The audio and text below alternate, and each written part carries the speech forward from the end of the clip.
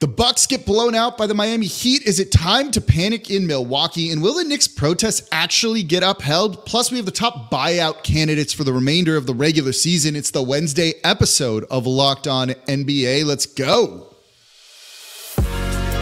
You are Locked On NBA, your daily NBA podcast.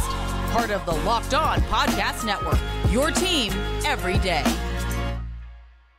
Welcome to another edition of Locked On NBA, the daily podcast covering everything you want to know around the association, part of the Locked On Podcast Network, your team every day. On Wednesdays, I'm your co-host, Jake Madison, at NOLA Jake on Twitter, here with y'all with Tony East. Happy Mardi Gras to you. I got the beads on and everything here, coming straight from parades to do Locked On NBA. I'm bummed I don't have mine. I went to New Orleans years ago, and I kept it. It has a little Bud Light logo on it. I wish I had it on. I was not prepared. You should have been in. Look, I had zebra print pants on today. I had a fun jacket. We got all the costumes here and everything. But we had fun games in the NBA today, didn't we? Actually, so I'm glad I'm going from that to this here. Well, the first team we're going to talk about is not having a lot of fun right now, unfortunately. And we have to start with the Bucks. And Jake, I want to give the headline here first, so I don't sell short what happens to the Bucks. If you'll let me go for just a second. The Bucks lost tonight. That's okay. They've done that kind of a lot recently. They lost at home to the Heat without Jimmy Butler and without Terry Rozier. And they didn't lose to the Heat. They got steamrolled 123-97 by the Miami Heat in their house. And yes, I know that the Heat have done this to the Bucks before. Heat won every quarter. It was never close. And I get that the Bucks haven't had the best season ever. They're now 4-6 since Doc Rivers got hired. Yikes, Jake. Yikes. It's not good, right? Like, it's certainly not good if you're the Bucks right now. Like, Doc Rivers was supposed to come in and stabilize them, right? Like, that was this. When I was talking, I think last week or the week before with John Corrales on here, I basically said, like, Doc Rivers is like Applebee's or Chili's, right? Like, it'll be fine. You're not going to go and have like an amazing meal there, but it'll be consistent. You know what you're getting. And that's all the Bucks kind of needed, just some like stability here. But they don't even have that, right? Like, he was supposed to come in and kind of save their defense, and that hasn't been the case, right? You just gave up 123 points, I think, to the Miami Heat in this game. The defense looked rough. You gave up 24 to Nikola Jovic, right? Bam Adebayo had a triple-double here, 16, 12, and 11. Like, nothing about this has screamed like the defense is fixed or that Doc Rivers is doing what he should be doing. Yeah, I don't expect, and I don't think anyone expects him to like come in and snap his fingers and like, hey, all right, the Bucks are great all of a sudden. Adrian Griffin, no problem. But I did think they'd be like better than this. and maybe I'm selling this short, but like if it doesn't change that much from one coach to another, then you have to think about the team a little bit. I'm going to give Doc more than 10 games with no training camp. They've probably practiced. I mean, you follow a team. Once, twice since he got hired, maybe not even once. So, yeah, he'll get some time. Maybe the All-Star break will be rejuvenating for them. But to not only lose, right, this Heat game, they got beat by Minnesota by 24 last week. They got beat by Phoenix by 8. They lost to Utah by 15. Portland, they lost to Portland by 3. They got beat by the Nuggets by 6. They also beat the Nuggets earlier this week, which is definitely their most encouraging results of this stretch. Those lost some other games that they should have won. All this to say, though, the teams that they're playing that are contenders, they're getting smoked. They're not losing. They're getting killed. And I think that should be somewhat alarming to the Bucks, even though I think they do deserve the grace of switching coaches midseason is hard. Like the Timberwolves weren't awesome last year after hiring Chris Finch midseason, but like, man, their starting lineup were all like minus 20 in this game. Like, Lillard was not very good. Giannis had 23, 8, 11, and 8 was minus 23. And I get that the Heat were on fire from deep, but like, you have got to be more competitive than that at home against a shorthanded team that knocked you out of the playoffs last year. You just have to be. And so I am a little worried about them. I thought they were kind of crummy earlier in the season, despite their good record. Yeah, look, it's very concerning, I think. I think you make a really good point of, like, if they can't get it right under Doc Rivers, and that's 2 coaches in one season, like, you have to really try and look at the roster. But, like, how much can they do, right? You don't really have picks available to trade. You know, you're kind of limited with the type of players that you have that you can move that other teams would want. And when you let Kevin Love, right, go 5 of 7 from deep against you for 19 points, like who saw that one coming, where Kevin Love is lighting up, you know, the Milwaukee Bucks. If you'd said that like a year and a half ago, we'd be like, what are you talking about here, right? That I think is like the bigger concern of like, look, teams fire their head coach when they need to do actual roster shakeups because that's easier to do than turning over your roster and building a new team, right? You just hope that will work, even if it doesn't always actually do that here. But when you do it midseason and you bring in an established guy like Doc Rivers and it's not an interim coach, you kind of run out of excuses for what you do with the team here. So if this Bucs season continues to flounder like this, and look, good job beating some of the teams you should beat, but if you're losing like this to some of these top contending teams, like, yeah, like your ceiling feels very limited here. And I'm not sure what else the Milwaukee Bucks are like left to be able to do about this. Yeah, it's strange, certainly, that they aren't a little better with the coaching change. And the other thing is, like I did say that he hasn't been with the team for long, but some of the reporting was like that he was like shadow coaching or helping Adrian Griffin. So like in theory, he's been following the Bucks at least to some major extent prior to actually getting the job as the head coach of the team. So some of this makes me lean like away from putting any sort of blame on Doc Rivers for this, but being 4-6 and any 10-game stretch as a contender is like, why? Well, like even if they didn't have the coaching change, this is a bad stretch. And I've done this before. So I think the main reason that they maybe aren't like meeting expectations, for lack of a better term, they're third in the East. Their record's good. Like, yeah, but they slipped from second, right? Like that's not great. Oh yeah. They're like this close to fourth, like second round Celtics. That's all you want to avoid if you're the Bucks, right?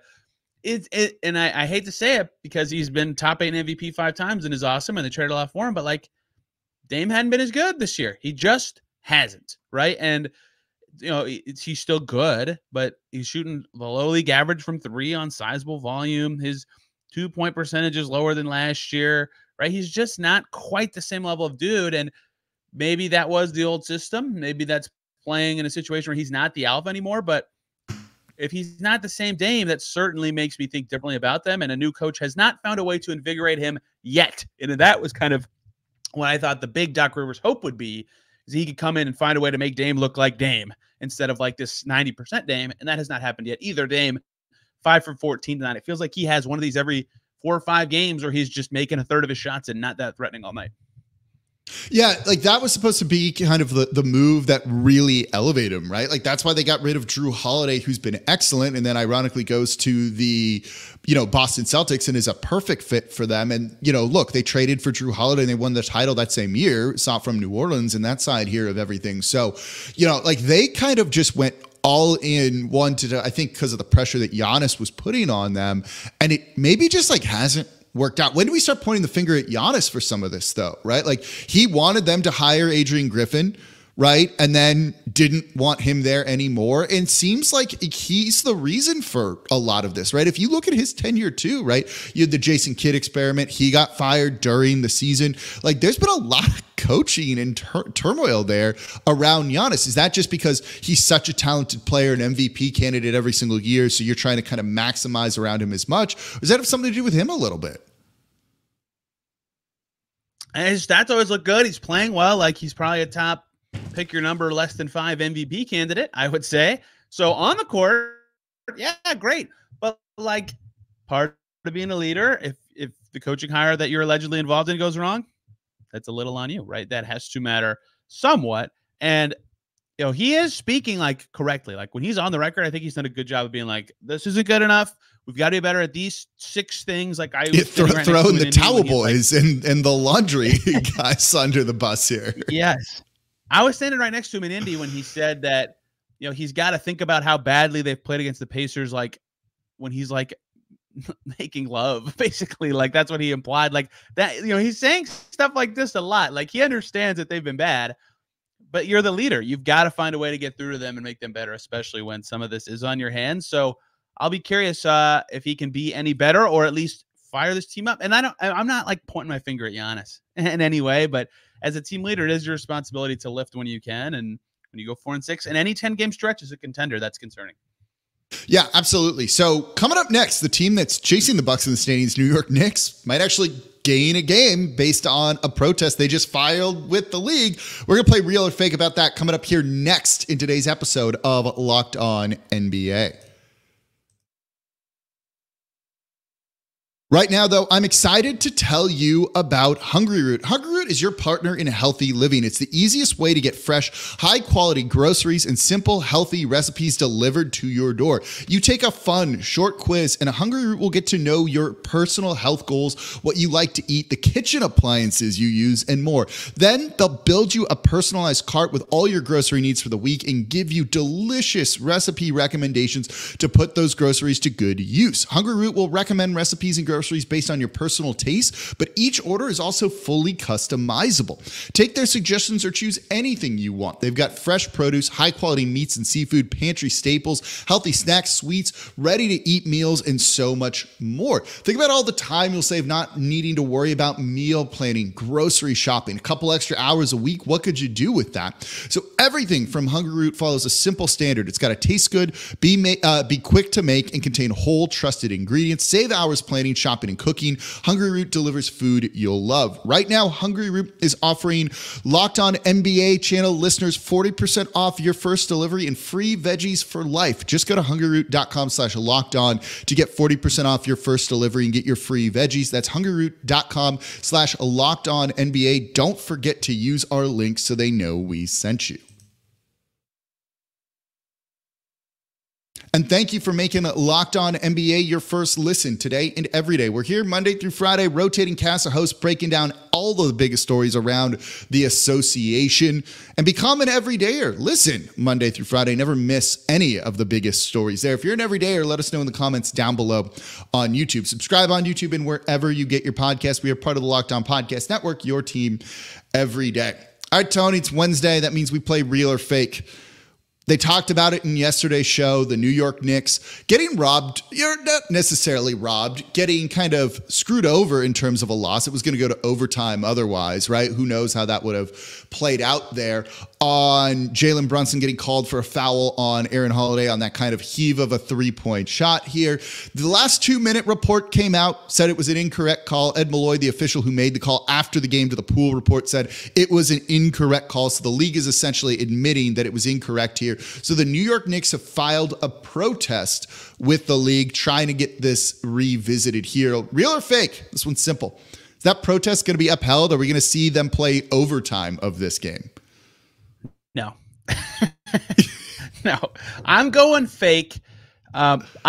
This is like I might be missing some. I'm sure there's been dumber missed calls in the last couple of years that I'm missing, like Kevin Durant being like wildly out of bounds in that one Warriors game was terrible. I can't. I was looking at some last night when I was like reading about this foul. Oh, the James Harden dunk that went off his head and back out that they didn't count. That was worse. But this is like the last shot of a game. If you didn't see it, Jalen Brunson scores 4 points in the final minute to tie the game, and Aaron Holiday off an offensive rebound takes a three at the buzzer, and kind of a foul. Not really. I don't think I call that really. If I'm a ref in that There's moment. Like no like marginal contact. Yeah, marginal contact at best. It didn't impede either player from like hitting the ground and landing safely either, which is kind of the big part of that, I think. And he kind of kicked his leg out, which they called an offensive foul on the Knicks at the halftime buzzer. Anywho, the reason I don't think there's any chance this protest, even though this is a good protest to me. Like if you're going to protest the game, this is the standard it should meet. Yeah, I agree. Yes, the refs admit they messed up. I think no, because then every time there's any incorrect call in the last 2 minutes, the team will be like, oh, protest, time for a protest. And the NBA does not want that at all. And maybe that is a little different because it's the very last second of the game. And if the Knicks and Rockets were playing again this season, this was their last game, maybe they could do it. Like I think the last protest, they replayed the last 40 seconds of one game and then did another one right after.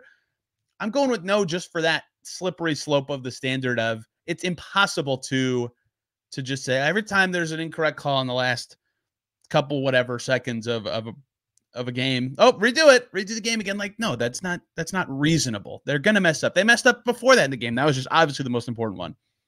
Yeah, Bobby Marks talked about it on Twitter and mentioned the slippery slope argument that you had there too. And like that makes a lot of sense. I think what's a little bit different than this is it's not like a call with a minute 30 left where, okay, like what can you do, right? Like this one very clearly at that moment in time has an impact on at least the end of that game, right? I'm not saying the Knicks will win, but it should have gone to overtime. We can at least see that there's no action after that where it's like, oh, now we got to unwind all of this, right? We just kind of pick it up from there. You go to overtime, you play the 5 minutes, and that will be that.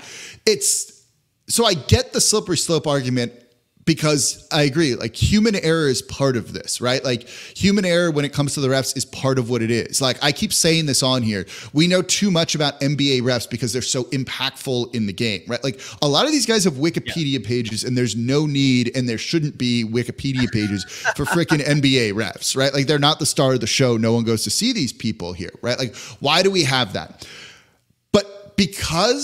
But human error is part of the game, right? Like that's how it goes, right? Players know the refs and some of their tendencies and how they like to call games. Like that factors into how you do some of your prep work. Not a ton, but a little bit here. You know, because this was like the final play of the game, I think this is going to get upheld because it's like fairly egregious. Both Ed Malloy and then the last 2 minute report comes out and says it. And I think we'll see overtime played between these two teams at some point in time. If there was like 5 seconds left after this game, or after this foul, I don't think they would uphold this, but I think partially to disagree with you, I think this will get upheld here. Let me ask you this though. From your perspective, if you think it shouldn't be upheld because human error is part of this, like why do we have the last 2 minute report then? Like if we're not going to do anything about it, like why do we, okay, I wasn't actually expecting you to say that. Like to me, the last 2 minute report at this point now, given that usually nothing comes from this, like what's the point of that? It only stands to make things look kind of worse, right? Like is anyone happy with the last 2 minute report ever? Like even if you know your team got screwed, are you still happy about it? No one is. It's supposed to be in the name of transparency. So I have a couple thoughts. One is like, I don't know this, but I've heard this before through the grapevine. I'm pretty sure teams get a 48-minute report. Like every call. You know, like as part of this, and maybe the rest, like, Ben Dassett's reported on this before. Like, I'm pretty sure the refs review like every call they make, right? So they could, like, here's what they could do if they do that. They'll look at this protest and go, well, hey, look, we benefited you with this call in the second quarter, so no, your protest loses. I don't know how that works, but the other part of this is like the reason I think the last 2 minutes report is stupid is like, well, one, who cares? It doesn't change anything, but two. Like, imagine every time you analyzed, you cover the Pelicans. Imagine every time you had to talk about Zion Williamson and analyze his game. The only stats you could use to cite his play were clutch stats, which is like 1/9 of the game. He'd look terrible then. Yeah, to be honest with you. It's a terrible way to talk about a player. It's just like, let's look at the last 5 minutes of close games. Like, that's what the last 2 minutes report is. It's only when the game is close, and it's only 2 out of 48 minutes. That's stupid. That doesn't actually give you any detail about how effective the refs are. Like, that's why I think it's dumb. No, like it's like a closure thing, right? And like I'm a big believer in like relationships and stuff like that. Like closure's a myth. Like you got to give yourself Valentine's Day, baby. This is here's what we're talking about. To all y'all who just recently dumped or something like that, get your own closure yourself here. This has turned into locked on relationship advice, I guess here. That's a good point.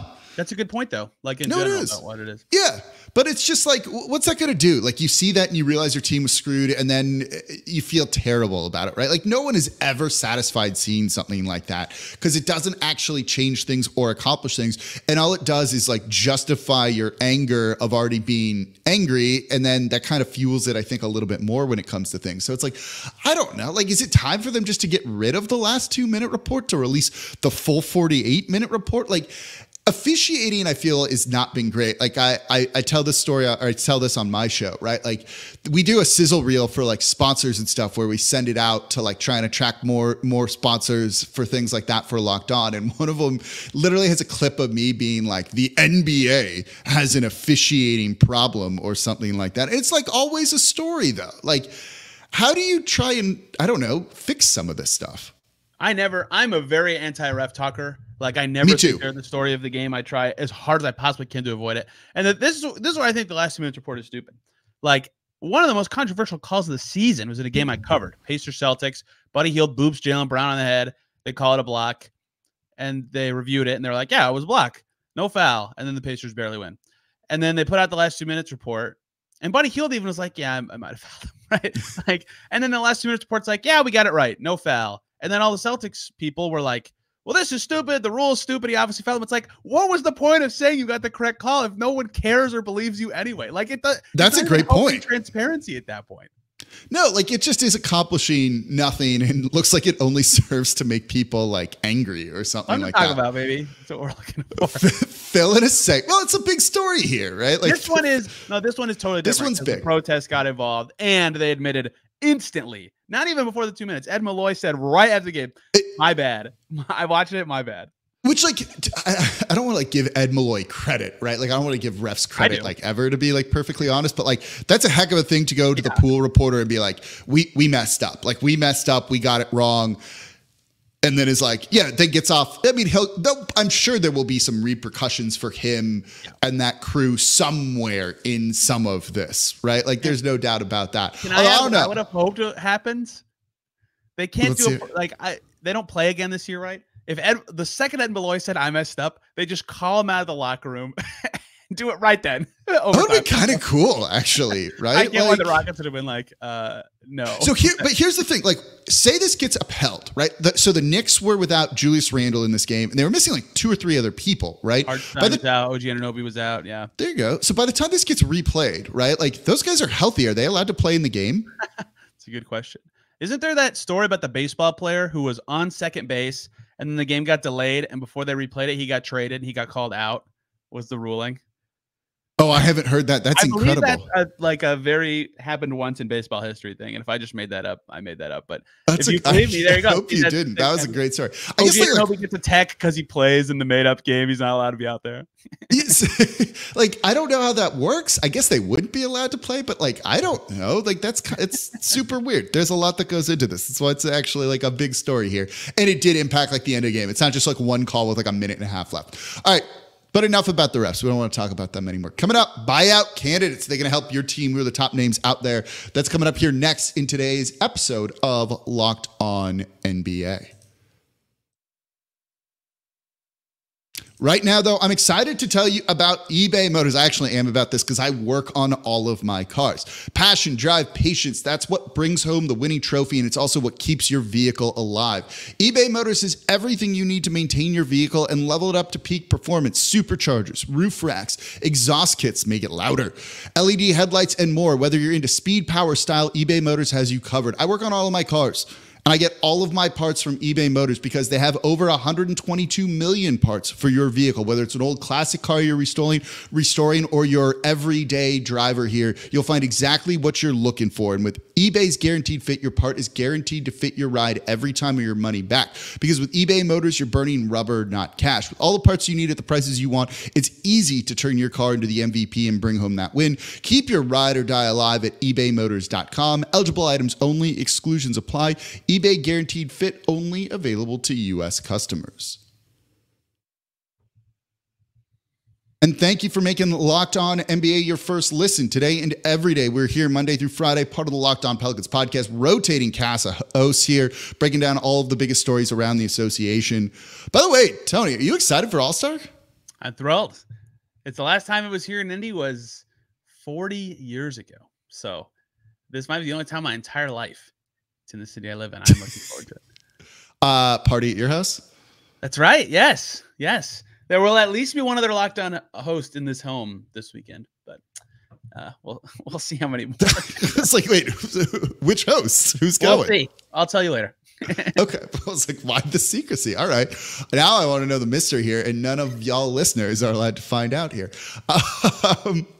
No, it's going to be a fun weekend. I know we'll be covering it here on Locked On NBA with everything going on. And also, if you have a team you root for, go check out that Locked On NBA show. They'll be talking All-Star and everything like that. Who's here from the Pels? Is anybody here from the Pels? I don't think so. I'm kind of fine with that. Like, they have no All-Stars. That's, I guess, no All-Stars. Trey Murphy. Hawkins in the Rising Stars or something? Oh, yeah. So you have like those guys. So Hawkins is in there. I think Dyson Daniels is in there as well. And there might be a third person that I've like actually forgotten about that Rising Stars game and everything like entirely, actually. There you go. Okay. literally think I said on my show, I was like, and no Pels are doing All-Star. And I'm like, oh, yeah, well, none of the ones that like truly matter, I guess, are like in there for everything. So there's that. I don't know. I want them to just go get some rest, chill out, and try and score more than 100 points because they haven't done that in back-to-back games, which is like mildly concerning to me here. Well, let's talk about the buyout market because maybe the Pelicans. I don't know if the Pelicans will get somebody, but hey, there's they got a roster spot for it. The Pacers have one too, so I'm intrigued by this topic as well. It's interesting this year because of the new rules in the collective bargaining agreement, where if you're a first or second apron team, you can't go and sign a guy who is making more than the mid-level exception. So that ruled Kyle Lowry out for a number of teams, right? We ruled a couple other guys out as well. So like, it's very intriguing. Like the Denver Nuggets can't go get one of those guys when they could really use a player like that. So it might mean teams that normally wouldn't be buyout market teams like are going to potentially be in the running for one or two of these guys. So we've seen the Suns were just able to get Thad Young because he was just under it, and that's a huge. Getting a good player for them is extremely significant. Yeah, so they need some more depth there, right? Like we saw Spencer Dinwiddie. He just signed with the Lakers. They played in this game here. He had like a decent enough game, but they need another like ball handler point guard. So I kind of like that move for him. He had 4 assists in their win, which as we're recording is still going on, but they were killing the Detroit Pistons. 7 assists. See? Like, that's kind of significant when you have a big man in Anthony Davis that needs someone to, like, get him the ball here. So, Dinwiddie is signed. Kyle Lowry signed. Thad Young has signed. Who are your top guys in the buyout market? I think Davis Bertans. Tall shooters are pretty valuable in general. OKC moved him to Charlotte in the Gordon Hayward trade. He's playing for the Hornets, but, like, do they care? Do they really care? You know, maybe, but I would imagine they would at least talk to him about it. And I think he's an all right player. Like especially with the hit that year with the Wizards where he was so good, he got $85 million and he's not that player anymore, but like he has a peak level as a shooter that is extremely high. So he's one that makes sense to me. Joe Harris is already bought out. He might be washed, but like he can kind of shoot it too. Gallinari can kind of shoot it too. I think he's already been waived. But I think I have a favorite player, if you don't mind, Jake. I have one favorite buyout player. Are you going to say Killian Hayes? Oh, no, I am absolutely not going to say Killian Hayes. I don't think. All right, who are you going to say? That's funny. That's like the opposite of what I Same team waived this guy. Daniel House is like okay. Like Daniel House can kind of defend on the wing. He's a connecting-ish piece on offense. Like he could be in a rotation for a lot of teams. And I don't know necessarily who the perfect fit for him is, but anyone who kind of needs wing depth, I'm kind of like, yo, go try Daniel House. He's okay. Yeah, no, I agree with that. Like anyone who's got like a decent enough shooter that's got some defense, like is going to find a role or at least be a nice depth piece in case of injury on like a playoff team. Like, yeah, that makes sense. Like, I don't hate that at all. Like, I think that's a guy that, again, you can never have too many wings. I mean, that's why the Suns went and signed Thad Young, right? Like, just why not? To get a guy like that can kind of contribute kind of in that same vein, in that same mold. You can never have enough of those kind of guys. So I wouldn't be shocked if like several contending teams are kind of going after him here. Potentially same for Gallinari, right? Like you mentioned him. Yep. Shoots near 39%, 40%, I think, for his career from 3 here, right? He's tall. That's useful. He was bought out already. He's cleared waivers and everything. I think all of these guys have cleared waivers at this point. So it's going to be interesting because I think more guys are in play for some of them. I don't know. I'm actually intrigued by Killian Hayes for someone to take a flyer on him. I was like very high on him going into the draft, and then oh man, did he fall out of favor in Detroit with Monty Williams? Like as hard as that you could possibly do that, to the point where they just straight up were like goodbye, which is like genuinely shocking to me to kind of see. He had a comical last couple days where he played less and less and less and less. And then the reporting came out that they're like, yeah, we're going to trade Killian Hayes. And then he started their next game and they won. They beat the Kings, and then he got cut the next day. The roller coaster of Monty Williams and the Pistons this season. Yeah, I mean, put over 1,000 minutes this year, but I don't think he's very good. But he is a former lottery pick. He will certainly get signed somewhere because like someone should take a flyer on him, right? Like, what's a team like the Wizards have to lose with like playing a guy like that? Like, say the Wizards. I have an idea. All right, let's hear it. And it's the Wizards. They have Koulibaly. They have French already.